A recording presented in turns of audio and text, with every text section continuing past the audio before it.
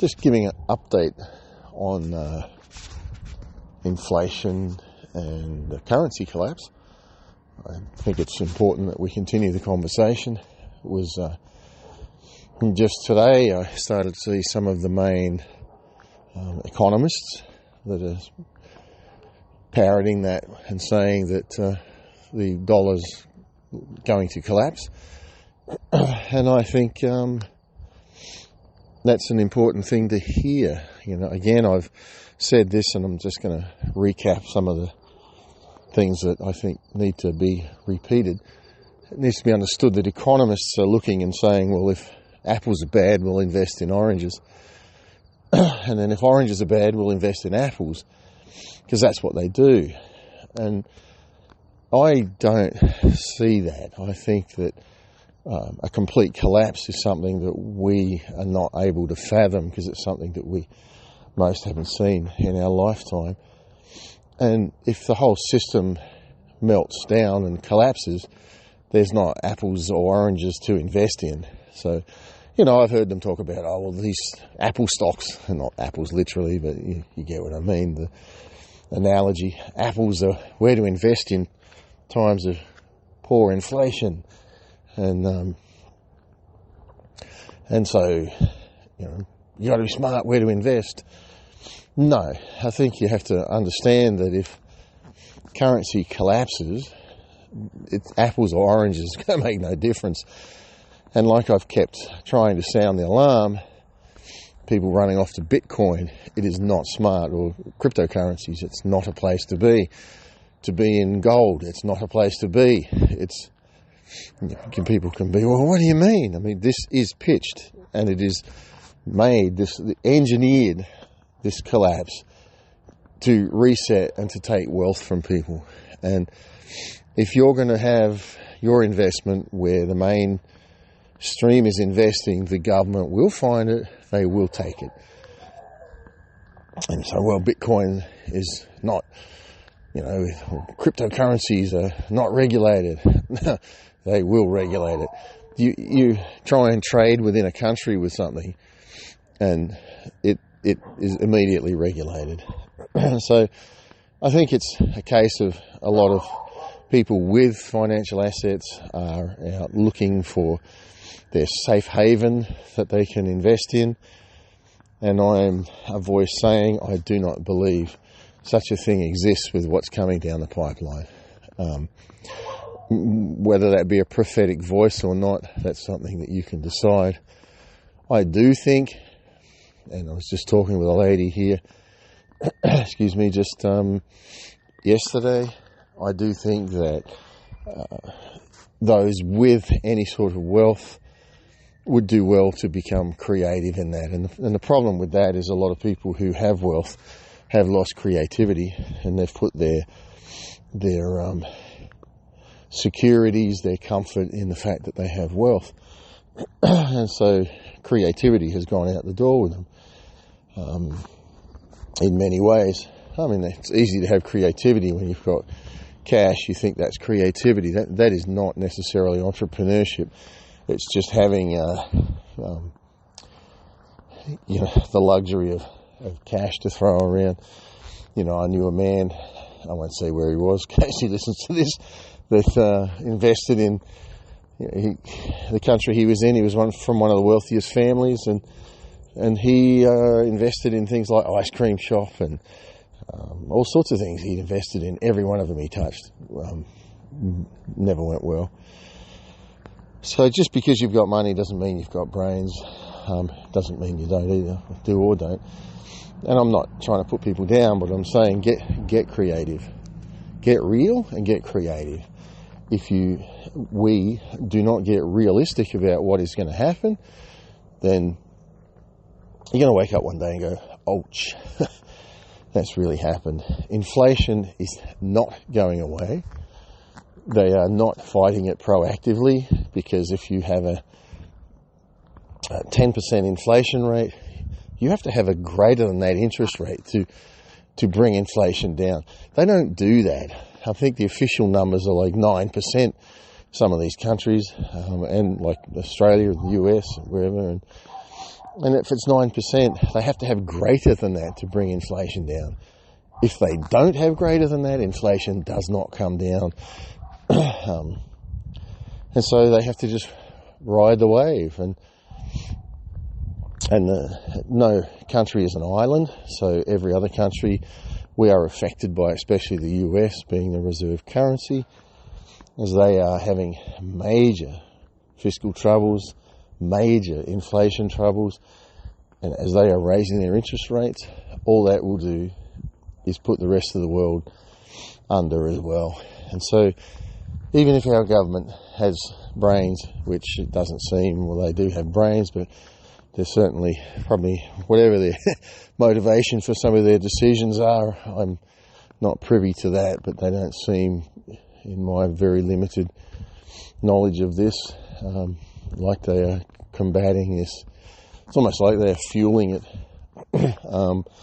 Everybody's drunk on cheap money, drunk on handouts, and as everybody's grabbing those handouts, they're selling out their children and their future. So a few observances too, I think, that need to happen is again, I reiterate, government is not a good place to be working, and government is not a good place to be dependent, because you will never keep up with inflation. See, if you have debt and inflation's going up, and that debt is not pegged to inflation, then your debt reduces, as long as you have a way of servicing that debt that outpaces inflation. So if you have an income that's coming in that's greater than a 10% inflation, then as your debt reduces by that 10%, which is what inflation is, if you've got an income that's 20% greater than inflation, then you're winning. Your debt's going down. But if you don't have an income that outpaces inflation, if you are on wages, that's not going to happen, and your debt will cripple you, or cripple the person in such a position. I think another few of things, somebody emailed me or messaged and said they live in an apartment, they can't grow a vegetable garden, and what can they do? And I think what's important is we understand that God gives us all peace, and inside of you, not religion, all right, let's put that aside, but the peace of God that surpasses all understanding. And I think that's our invitation to intimacy with our Creator. And as we listen, we do get answers.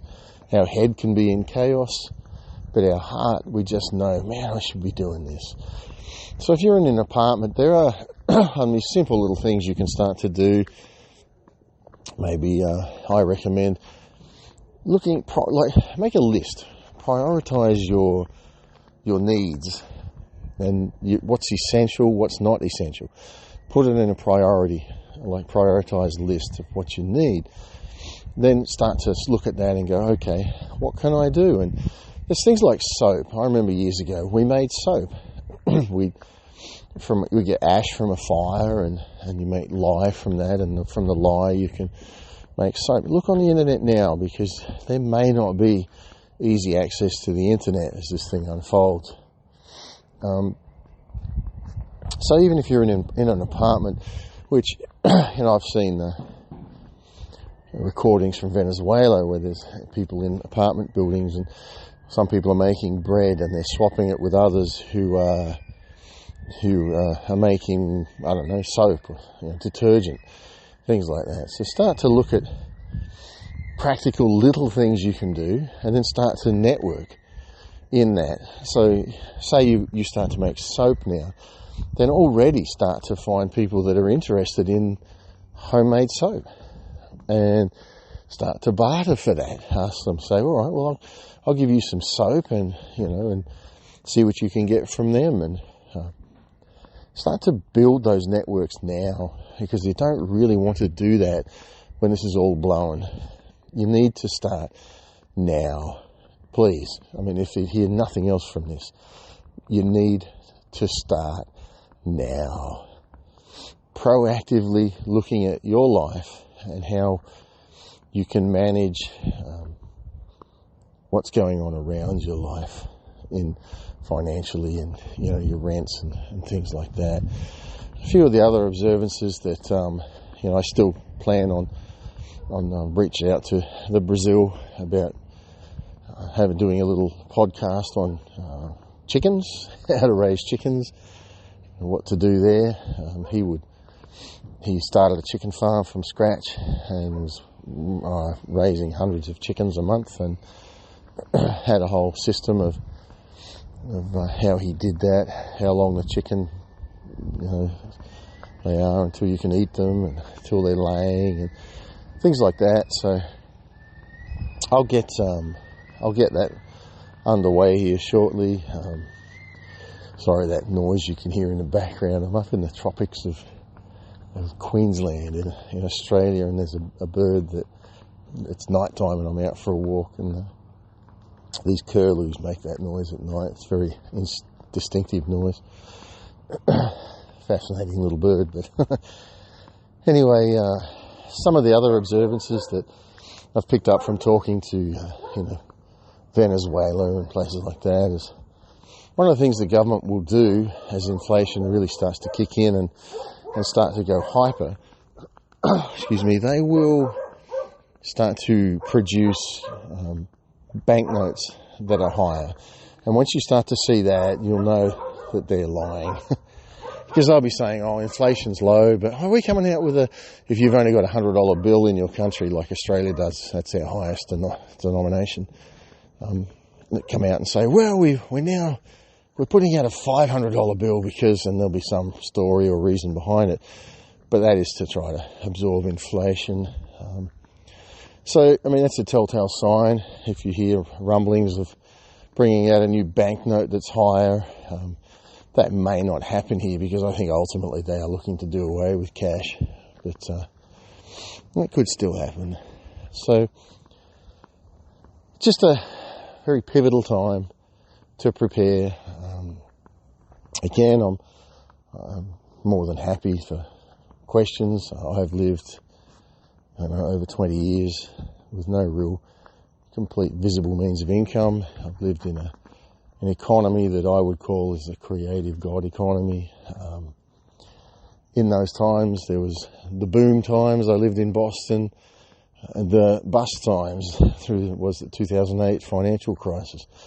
I never saw a change in the standard of living that I had, because I lived, in a sense, outside of that natural economy, and I was still affected by it, and it still was very aware of it. It wasn't nice to see the people around going through some of that suffering, but what we're walking into is way bigger than any of that. But I do want to say there is hope, and that's the greatest message I can give, is there is hope. But if you think that life is normal, and at the moment it has the illusion of normality, you're working a job, your business, a little bit of inflation maybe has come up, but you're looking at that and you're thinking, wow, but you're looking at that and thinking, well, things aren't too bad. No, that's not the attitude we need. You need to be looking and saying, okay, this is not going away. The mainstream media is never going to admit to that. Both Brazil and Venezuela said that their governments just lied. Would say that inflation was at 7% when it was at like 80% or whatever it was, some crazy number. So don't think that the government is going to give you the answer. They've got you where you are. You have to take responsibility for yourself and step up. So I'll leave you with that. Just an encouragement to be proactive. Do not get lapsed and think, yeah, nice, normal.